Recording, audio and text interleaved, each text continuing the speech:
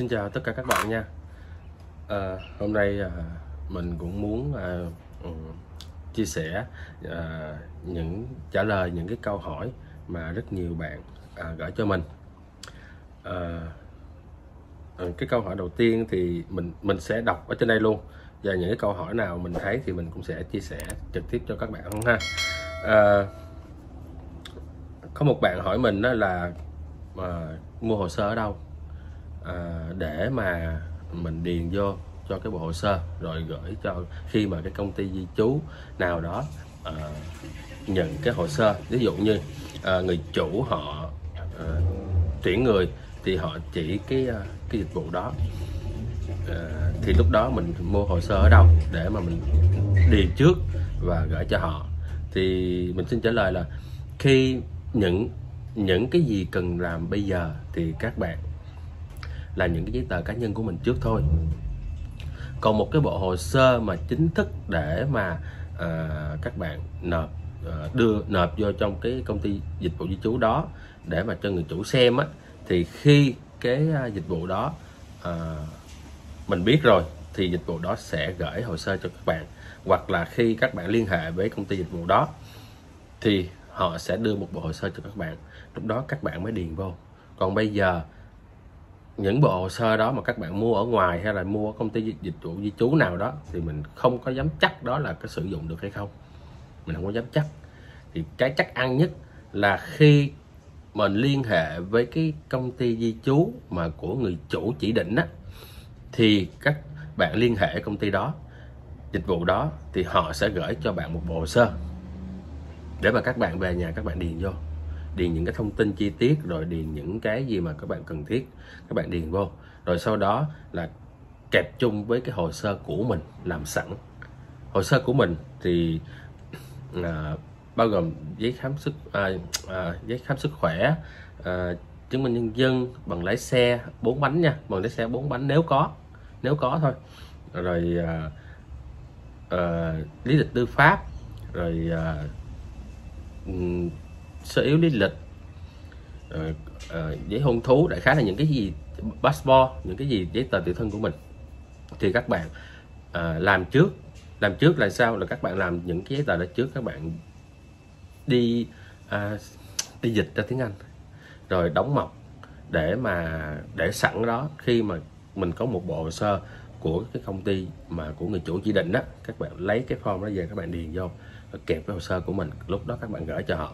Còn bây giờ chưa có một cái bộ hồ sơ nào để mà chúng ta nói là bộ hồ sơ đó có thể làm được, thì đó là cái câu hỏi của mình dành cho bạn nào mà hỏi cái hồ sơ ở đâu.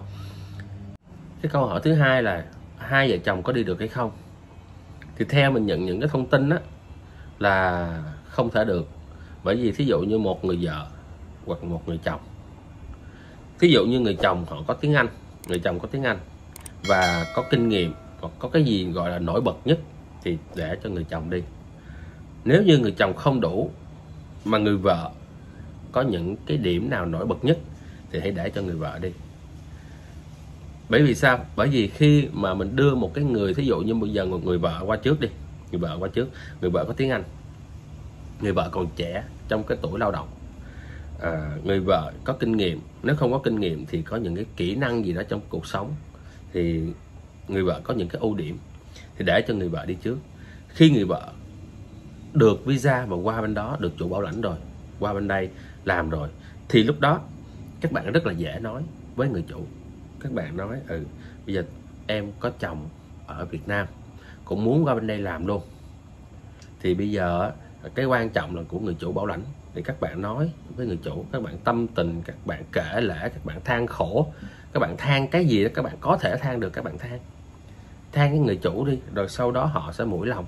Họ mũi lòng xong rồi nói ok, đợt tới này anh tuyển thêm 10 người nữa thì em nói chồng của em làm hồ sơ giấy tờ đi, rồi anh sẽ bảo lãnh cho qua luôn. Thì lúc đó các bạn rất là dễ nói với người chủ, các bạn trực tiếp mặt đối mặt thì các bạn rất là dễ nói. Còn bây giờ để mà hai vợ chồng đi một lúc thì mình nghĩ không có được, đâu. Hai vợ chồng ai là người có những điểm trội nhất thì các bạn nên để cho người đó đi trước. Tại vì họ tuyển hoài, tuyển liên tục, Cho nên là các bạn nên chọn những cái người nào người có điểm trội, các bạn đi trước ha. Qua bên đó các bạn nói chuyện với lại người chủ thì nó sẽ rất là dễ dàng hơn. Ok, thì đó là cái câu hỏi thứ hai. Một câu hỏi nữa của một bạn là hỏi mình là làm sao có thể liên lạc được với chủ. Thực sự là mình không có liên lạc được với chủ đâu. Chỉ tới lúc visa ra rồi, người chủ họ cần người thì họ sẽ liên lạc, họ sẽ có một cái công ty dịch vụ di trú. Thì lúc đó các bạn cũng sẽ có rất là nhiều cái thông tin của những người chủ nào họ đang tuyển. Nếu mà họ tuyển ở Việt Nam thì các bạn có rất nhiều cái thông tin đó. Nếu như các bạn không có thông tin, mình có thông tin thì mình cũng sẽ chia sẻ cho các bạn. Thì lúc đó các bạn sẽ liên hệ trực tiếp cái nơi nào mà mình biết, mình chia sẻ cho các bạn á, thì các bạn liên hệ trực tiếp. Nếu cái công ty đó ở Việt Nam thì các bạn liên hệ trực tiếp là đi tới gặp người họ. Nếu công ty đó không ở Việt Nam mà ở bên này thì các bạn liên hệ trực tiếp bằng email thì họ sẽ trả lời email cho các bạn. Hoặc nếu họ có để số điện thoại thì các bạn có thể liên lạc trực tiếp bằng số điện thoại với họ. Thì lúc đó là các bạn tự chủ động liên lạc trực tiếp, chứ mình không có liên lạc dùm cho các bạn được. Bởi vì những người nào đi thì mới liên lạc, những người nào làm hồ sơ thì mới liên lạc, chứ mình không có thay mặt cho tất cả các bạn để làm điều đó. Thì họ không có nói chuyện với mình đâu, mình biết chắc là họ không có nói chuyện với mình đâu. Mình chỉ biết cái nơi nào mình giới thiệu cho mình, chia sẻ cho các bạn, thì lúc đó các bạn liên lạc trực tiếp với họ thì nó sẽ tốt hơn. Và cũng có thể là họ sẽ hỏi các bạn nhiều điều gì đó thì các bạn có thể trả lời trực tiếp với họ. Thì đó là mình trả lời câu hỏi thứ ba ha. Ok, mình cũng chia sẻ một vài cái câu hỏi như vậy, nhưng mà hôm nay mình cũng muốn chia sẻ thêm những cái điều cho các bạn. Tại vì có những bạn thì hỏi mình là mình chỉ chia sẻ những cái gì mà cho các bạn lấy cái visa này đi qua bên đây làm, mà không nói về những cái điều mà ở nước Úc này có những cái khó khăn, không có nói về những cái điều đó. Thực sự thì những bạn mà hỏi mình như vậy thì mình rất là hiểu các bạn tại sao lại hỏi cái câu hỏi này. Nhưng mà các bạn thì không có coi một cái clip mà trước đây mình đã chia sẻ rồi. Là cái clip đó mình đặt một cái câu hỏi là tại sao mình lấy cái visa làm nông này. Đó là cái clip mà các bạn, nếu mà các bạn chưa xem thì các bạn nên xem cái clip đó. Bởi vì cái clip đó mình đã chia sẻ rất là kỹ, rất là lý do tại sao các bạn lấy cái visa làm nông này. Bởi vì nó rất là có nhiều điều mà chúng ta chưa bao giờ chúng ta trải qua. Hôm nay thì mình cũng nói thêm về những cái mặt khi mà các bạn có visa, các bạn qua đây làm, để mà cho các bạn hiểu hơn về khi các bạn lấy một cái visa này qua bên đây các bạn làm thì các bạn đối mặt với một cuộc sống mới ở một đất nước mới, một công việc mới, nó sẽ như thế nào. Không phải các bạn lấy cái visa vào đây để các bạn có một cái cuộc trải nghiệm, không phải là một cuộc trải nghiệm, hoặc không phải là một cái cuộc đi chơi du lịch, mà các bạn đi qua bên đây làm để gì? Để làm chi? Là kiếm tiền để trang trải cuộc sống nó, và làm để cái cuộc sống mình nó tốt hơn. Và có thể tương lai sau này, nếu như trường hợp cái visa này cho các bạn ở lại, thì đó là cuộc đời của các bạn sẽ được thay đổi. Thay đổi là thay đổi cho bản thân mình, mà có thể giúp lại cho những cái người ở Việt Nam. Và con cái của mình, nếu trường hợp mà sau này được ở lại, thì con cái của mình cũng sống trong một cái đất nước mà nó tốt đẹp hơn, học hành tốt đẹp hơn. Nhưng mà để được những cái điều này thì chính các bạn phải trải qua những cái cay đắng, những cái cực khổ mà chúng ta nhiều lúc chúng ta chưa có nếm được đâu. Các bạn ở Việt Nam các bạn đi làm về, rồi các bạn có bạn bè đi ra ngoài uống cà phê, rồi hoặc là sáng các bạn đi làm, rồi các bạn trước khi vô làm các bạn ăn sáng, có thời gian ăn sáng, có thời gian uống cà phê. hoặc là ngồi tán gẫu với bạn bè một chút, nửa tiếng hay 15 phút gì đó, xong bắt các bạn vô làm. Giờ trưa nếu mà làm văn phòng, giờ trưa các bạn được nghỉ trưa 1 tiếng, được ngủ trưa 1 tiếng. Sau đó buổi chiều các bạn đi làm về đến nhà các bạn tắm rửa ăn cơm xong rồi buồn thì hai vợ chồng dắt nhau đi ra ngoài chơi, đi dạo chơi, hoặc là có bạn bè thì đi ăn uống cà phê, hoặc là ra uống vài chai bia. Các bạn không có cái cảm giác mệt mỏi. Khi mà các bạn có mệt thì các bạn cũng có những cái giải khuây là bằng cách các bạn đi ra ngoài, các bạn có bạn có bè. Nếu như các bạn nào có con thì các bạn có thể gửi con cho cha mẹ hoặc là anh chị em ở nhà trông coi giùm. Các bạn có thể đi ra ngoài hưởng, hai vợ chồng đi chơi hay như thế nào đó. Nhưng khi các bạn bước chân qua bên này, các bạn không có ai hết, không anh em, không bà con, không cha mẹ, không gì hết, chỉ có bản thân mình thôi. Vậy thì khi ốm đau, ai là người lo cho các bạn đây? Không có ai cả. Chỉ có người chủ nào bảo lãnh cho các bạn thì họ mới lo cho các bạn thôi. Đôi khi các bạn ở trong cái phòng 3-4 người thì các bạn bệnh, nhiều lúc các bạn bệnh thì ai đó tốt thì người ta nấu cho bạn một nồi cháo. Bạn mệt, bạn phải ngồi tự, các bạn ngồi dậy, các bạn lấy các bạn ăn. Tại vì ai cũng đi làm rồi, ai cũng ra đồng làm. Các bạn bệnh, bạn ở nhà thì mọi thứ bạn phải tự làm. Không có phải là ở Việt Nam bạn có thể kêu người này hoặc kêu người kia giúp mình, không có được. Mà các bạn phải tự làm. Đó là cái điều thứ nhất. Cái điều thứ hai, khi các bạn buồn hoặc là các bạn buổi tối các bạn đi làm về, chỉ có những cái người xung quanh của ở trong phòng thì có thể nói chuyện thôi, chứ các bạn không có đi ra ngoài. Không có đi ra ngoài bởi vì sao? Về vấn đề hạn chế. Thứ nhất là mình không biết đi đâu. Thứ hai là không có phương tiện nó đi. Có hay chăng nữa thì mình mới qua, mình cũng không biết cách lái xe như thế nào. Đó là cái thứ hai. Cái thứ ba là ở Úc và những cái nơi nông trại không có những cái gì gọi là giải trí. Không có gì gọi là giải trí cả. Cho nên chính vì những cái điều đó các bạn sẽ cảm thấy buồn. Chỉ có một cái giải trí duy nhất là các bạn cầm cái điện thoại lên, các bạn bấm lên YouTube, các bạn coi nước Úc Channel thôi. Hoặc là coi những cái bộ phim nào đó các bạn thích thôi. Đó. Hoặc là các bạn FaceTime nói chuyện với người nhà ở Việt Nam thôi. Đó là những cái gì giải trí của các bạn thôi. Ngoài ra các bạn không có bất cứ một cái giải trí nào giống như ở Việt Nam. Tại cái nơi mà các bạn, những cái farm, những cái nông trại hoặc là những vùng sâu vùng xa không có những cái điều đó đâu. Cho nên là các bạn cảm giác rất là buồn. Đó là cái điều thứ ba. Và cái điều thứ tư là gì? Cái điều thứ tư là cái công việc của mình ở bên này nó không giống như những cái công việc mà trước đây các bạn đã làm. Các bạn đi ra ngoài các bạn thấy trời rất là nắng, đi ra ngoài đội nắng dầm mưa, đúng nghĩa là đội nắng dầm mưa, để các bạn làm 1 tiếng đứng ngoài nắng hoặc là 10 tiếng đứng ngoài nắng. Các bạn làm để mà các bạn có một cái cuộc sống. Nhưng mà những cái công việc của các bạn nó không có giống như ở Việt Nam đâu. Công việc của các bạn không giống Việt Nam, nó cực khổ lắm, nó rất là mệt mỏi. Các bạn đi về rồi các bạn tắm ra, các bạn nhiều lúc các bạn mệt, các bạn nằm, các bạn nghỉ luôn. Các bạn nhiều lúc ăn cơm không vô. Bởi vì sao? Bởi vì các bạn chưa quen cái công việc. Cái tốc độ công việc ở bên này nó không phải như ở Việt Nam. 1 tiếng các bạn làm, các bạn thấy nó xứng đáng với 25 đồng 50 cent liền. Rất là xứng đáng với 25 đồng 50 cent. Họ trả cho các bạn. Các bạn nghĩ rằng là 25 đồng 50 cent các bạn quy ra tiền Việt Nam thì các bạn thấy nó rất là lớn.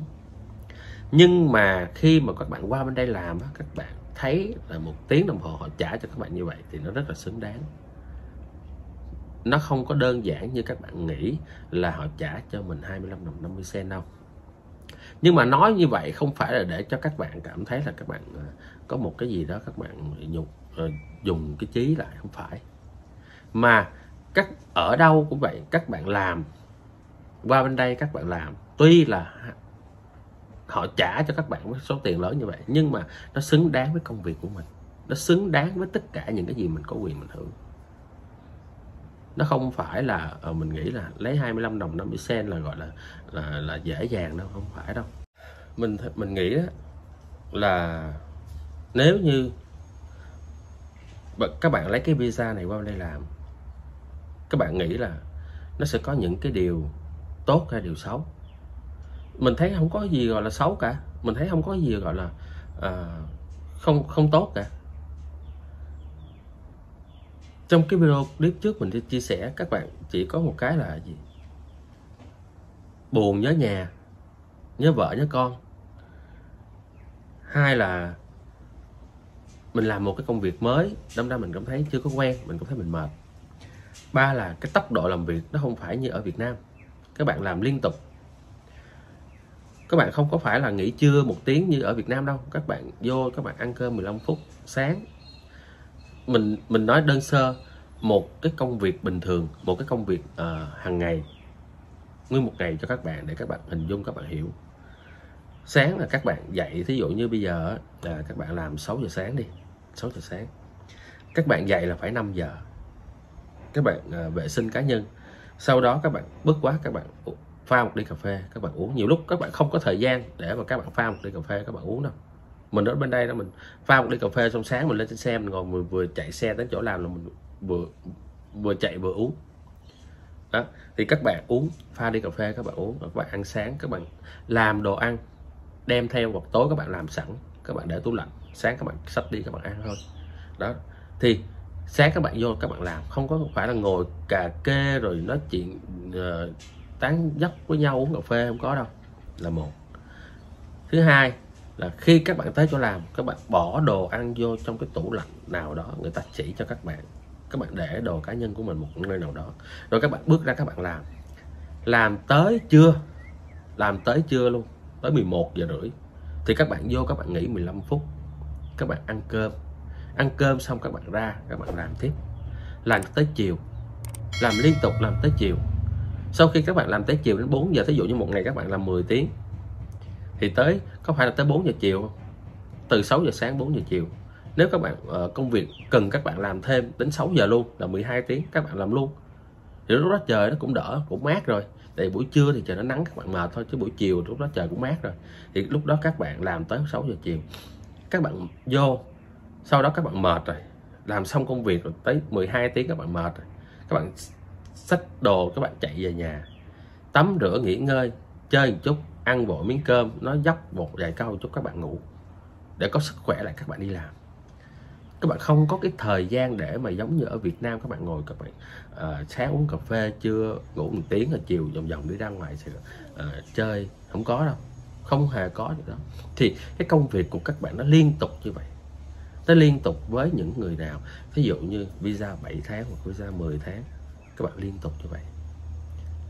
Và khi các bạn đã quen rồi, các bạn chịu đựng được rồi, bởi vì các bạn biết được là cái công việc nó hàng ngày như vậy, thì các bạn sẽ quen. Và các bạn cảm thấy khi các bạn đã quen được cái tốc độ công việc, quen được cái cuộc sống hàng ngày như vậy, thì các bạn cảm thấy là nó bình thường, nó sẽ bình thường. Giống như mình bên này mình đi làm, mình thấy công việc ban đầu mình cảm thấy cũng rất là mệt lắm, nhưng mà rồi mình thấy cũng nó bình thường. Và khi các bạn ở được bên này rồi, quen công việc bên này rồi, thì nếu mà cho các bạn ở lại thì mình nghĩ các bạn ai cũng muốn ở lại hết, ai cũng muốn ở lại đây hết, chứ không muốn về Việt Nam đâu. Muốn về chẳng qua về chơi thôi. Nếu được ở lại là ai cũng muốn ở lại hết. Ban đầu các bạn cảm thấy mệt mỏi, các bạn cảm thấy chán nản, các bạn cảm thấy buồn rầu, nhưng mà khi các bạn đã quen rồi, và lúc đó các bạn được ở lại rồi, các bạn không có muốn về Việt Nam mà ở đâu, thật không có muốn về Việt Nam, mà các bạn chỉ về rồi về chơi thôi, về chơi 1 tháng 2 tháng, hoặc là 1 tuần 2 tuần gì đó, các bạn quay qua đây lại các bạn làm lại. Bởi vì các bạn nghĩ các bạn không có lương, thì các bạn quay qua các bạn làm lại, thì để mà cuộc sống của mình nó lúc nào nó cũng có ổn định. Đó, thì mình cũng chia sẻ sơ sơ như vậy để cho các bạn hiểu được rằng khi các bạn lấy cái visa này, nó không có cái gì gọi là nhược điểm cả, nó không có cái gì gọi là nhược điểm, mà toàn là ưu điểm thôi. Ưu điểm là cái gì? Mình có một cuộc sống tốt hơn, mình có một cái tương lai sáng hơn cho bản thân, cho vợ cho con sau này nếu được ở lại, và có thể có tiền giúp đỡ cho người nhà, rồi sống một cái đất nước văn minh, bình đẳng, không có cái sự là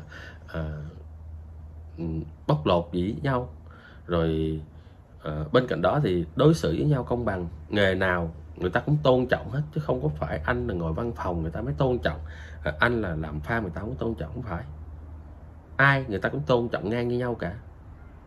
Rồi anh được ở đây thì anh có những cái ưu điểm của chính phủ hỗ trợ cho anh. Đó. Còn về nhược điểm, mình thấy ở đây không có cái gì nhược điểm cả. Nó chỉ có một cái là các bạn mới qua các bạn không có quen, nhớ nhà các bạn buồn thôi. Rồi cái công việc của các bạn là mới làm một cái công việc này, cái tốc độ công việc, rồi cái công việc mới mình chưa quen thì mình cảm thấy nó bị áp lực. Nhưng mà khi các bạn đã quen với cái nhịp làm như vậy rồi thì mình thấy các bạn cũng bình thường, chứ các bạn cũng bình thường thôi. Cho nên là mình nghĩ là không có gì có là cái nhược điểm khi mà các bạn lấy cái visa này, không có một cái nhược điểm nào cả. Thì đó là sự suy nghĩ của mình, mà mình nghĩ như vậy thôi, chứ mỗi người thì có một cái suy nghĩ riêng. Nhưng mà theo mình nghĩ thì nó không có gì gọi là nhược điểm cả. Nhưng bây giờ các bạn hỏi tất cả mọi người Việt sống ở nước ngoài, họ đã sống ở nước ngoài rồi, thì hỏi họ có muốn về Việt Nam sống luôn hay không.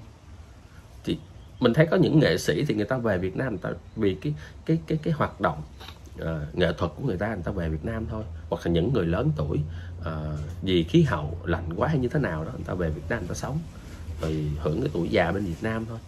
Chứ nếu cái tuổi mà còn lao động trẻ thì hầu như là ở bên đây được rồi, thì không có ai muốn về Việt Nam. Về chơi thôi, chứ về ở thì chắc không có. Đó, thì mình nghĩ như vậy thì mình chia sẻ cho tất cả các bạn. Thì mình cũng xin kết thúc video clip này ở đây. Hy vọng là mình chia sẻ thêm những cái ý nghĩ này để cho các bạn hiểu rõ hơn là các bạn lấy cái visa này không có gì gọi là nhược điểm cả, và tốt cho các bạn. Chúc các bạn may mắn và thành công khi xin được cái visa này ha. Hẹn gặp lại các bạn vào những video clip sau của mình. Xin thân ái và chào tạm biệt. Bye bye.